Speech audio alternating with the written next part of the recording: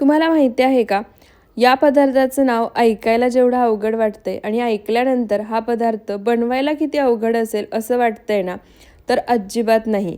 याच्यापेक्षा सोपा पदार्थ कुठलाच नसेल की बनवून अगदी झटपट तयार होईल आणि जास्त साहित्यसुद्धा लागत नाही. तुमच्या किचनमध्ये असणाऱ्या साहित्यामध्ये बनवून तयार होतो आणि अगदी हॉटेल ढाब्याच्या चवीला सुद्धा मागे सारेल इतका जबरदस्त.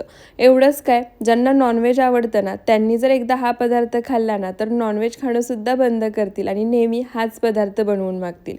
चला तर मग रेसिपीला पटकन सुरुवात करूया. सर्वात आधी गॅसवर पॅन गरम करायला ठेवला आहे. पॅन गरम झाला की आता यामध्ये तेलाच्या किटलीमध्ये जी पळी असते त्या पळीने किंवा मोठ्या चमच्याने 3 मोठे चमचे इतकं तेल घालायचं.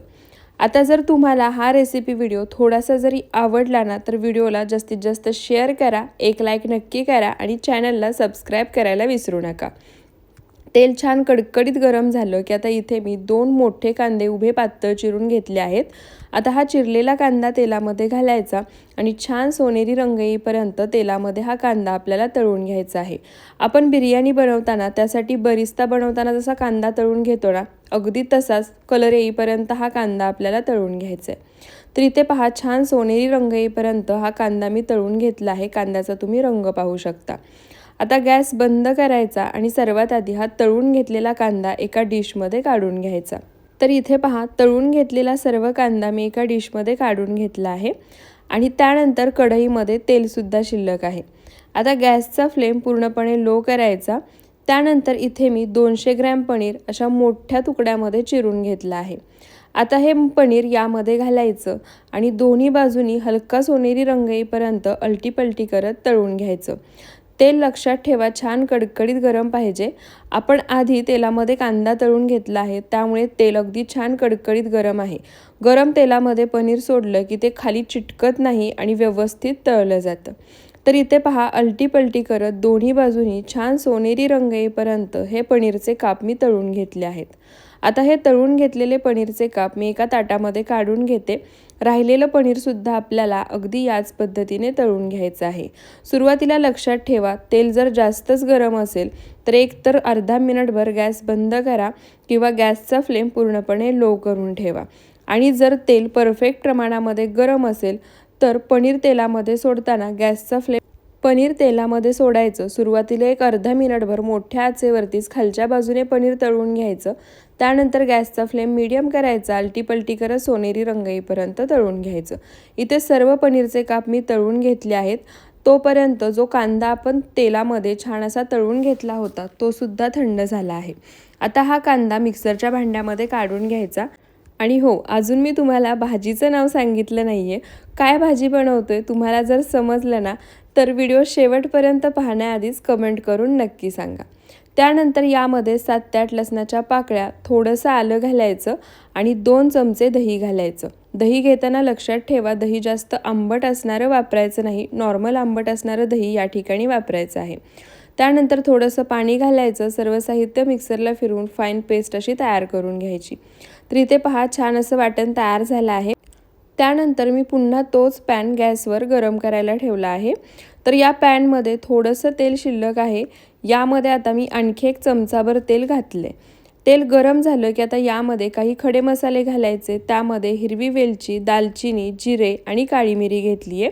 खडे मसाले एक अर्धा मिनिटभर तेलामध्ये परतून घेतले की आता यामध्ये आपण कांदा, आलं, लसूण आणि दह्याची जी पेस्ट तयार करून घेतली आहे ती घालायची. आणि आता मीडियम टू लो फ्लेमवर छान तेल सुटेपर्यंत आणि या पेस्टचा कच्चापणा जाईपर्यंत आपल्याला भाजून घ्यायचे. कांदा आपण आधीच तळून घेतला होता, त्यामुळे कांद्याचा कच्चेपणा नाही, पण लसणाचा आणि आल्याचा कच्चेपणा जाईपर्यंत तरी हे आपल्याला परतून घ्यायलाच पाहिजे. आता मसाला परतून होतोय तोपर्यंत या ठिकाणी आणखी 1 वाटण तयार करून घेऊया. त्यासाठी मिक्सरच्या भांड्यामध्ये 2 मध्यम आकाराचे चिरलेले टोमॅटो आणि पाव वाटी भिजवून घेतलेले काजू घालायचे. काजू एक 15 मिनिटं गरम पाण्यामध्ये मी भिजवून घेतले आहेत. त्यानंतर यामध्ये लागेल असं थोडंसं पाणी घालायचं आणि हे सर्व साहित्यसुद्धा मिक्सरला फिरवून छान अशी प्युरी तयार करून घ्यायची. तर इथे पहा, टोमॅटो आणि काजूची प्युरीसुद्धा तयार झाली आहे. काजू आणि टोमॅटोची प्युरी करून घेईपर्यंत इथे तुम्ही पाहू शकता या मसाल्याला सुद्धा बाजूनी छान तेल सुटलं आहे. त्यानंतर आता यामध्ये जी आपण काजू आणि टोमॅटोची प्युरी तयार करून घेतली आहे ती घालायची आणि आता या मसाल्यासोबत मिक्स करून हे सुद्धा आपल्याला टोमॅटोचा कच्चेपणा जाईपर्यंत आणि छान तेल सुटेपर्यंत परतून घ्यायचं आहे. गॅसचा फ्लेम मीडियम टू लोच ठेवायचा. तर इथे पहा एक 2 ते 3 मिनटं मीडियम टू लो फ्लेमवर हे मी छान असं परतून घेतले. बाजूनी तेलसुद्धा सुटायला लागले. आता यामध्ये काही पावडर मसाले घालायचे. त्यामध्ये एक छोटा अर्धा चमचा हळद, 2 चमचे कश्मीरी लाल मिरची पावडर, 1 चमचा धणे पावडर आणि अर्धा चमचा गरम मसाला घालायचा. आणि आता या वाटणासोबत हे पावडर मसालेसुद्धा मिक्स करायचे आणि आता आपल्याला छान तेल सुटेपर्यंत हा मसाला शिजवून घ्यायचा आहे.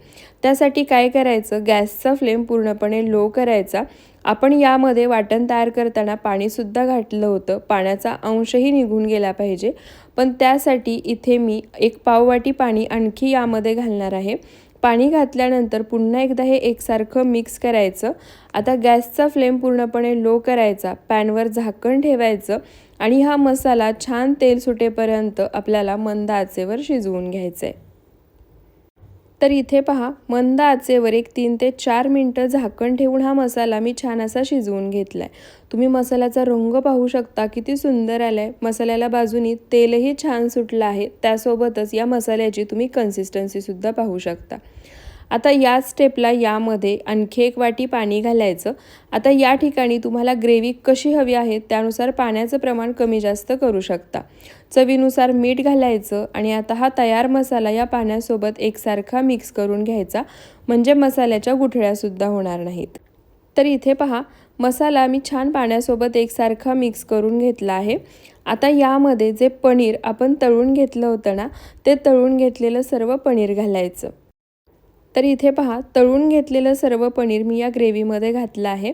आता वरून भरपूर सारी बारीक चिरलेली कोथिंबीर घालायची. 4 हिरव्या मिरच्या मधून चिरून घेतल्या आहेत त्या घालायच्या आणि 2 ते 3 मोठे चमचे फ्रेश क्रीम यामध्ये घालायची. फ्रेश क्रीम नसेल तर दुधावरची साय फेटून घातली तरीसुद्धा चालेल. झाकण ठेवायचं आणि मंद आचेवर 2 ते 3 मिनटं हा पनीर कोरमा शिजवून घ्यायचा. आणि आज आपण बनवतोय पनीर कोरमा. तुम्हाला रेसिपीचं नाव तर समजलंच असेल, पण आधी कोणाला आठवलं किंवा समजलं ते कमेंट करून नक्की सांगा. तर इथे पहा 2 ते 3 मिनटं मंद आचेवर झाकण ठेवून पनीर कोरमा मी शिजवून घेतला आहे. परफेक्ट ढाब्यावर किंवा हॉटेलमध्ये मिळतो असा पनीर कोरमा तयार झाला आहे. आता मस्त गरमागरम फुलक्यांसोबत हा पनीर कोरमा आपण सर्व करूया. तुम्ही रोटी, नान किंवा गरमागरम भातासोबत, चपातीसोबतसुद्धा सर्व करू शकता. तुम्हाला जर या फुलक्यांची रेसिपी हवी असेल तर ते सुद्धा मला कमेंटमध्ये सांगा, मी नक्की शेअर करेन. वरून आणखी थोडीशी फ्रेश क्रीम घालायची, बारीक चिरलेली कोथिंबीर घालायची. आता खाताना मस्त वरून लिंबाची धार सोडायची आणि गरमागरम फुलक्यासोबत हा पनीर कोरमा सर्व करायचा. मस्त ताव मारायचा. तुम्ही सुद्धा एकदा या पद्धतीने हा पनीर कोरमा नक्की बनवून पहा.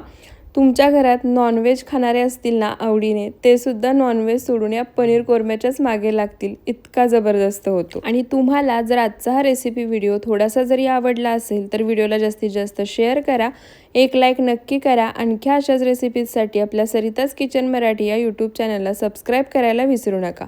पुन्हा भेटूयात अशाच साध्या सोप्या नवनवीन रेसिपी व्हिडिओसोबत. व्हिडिओ शेवटपर्यंत पाहिल्याबद्दल खूप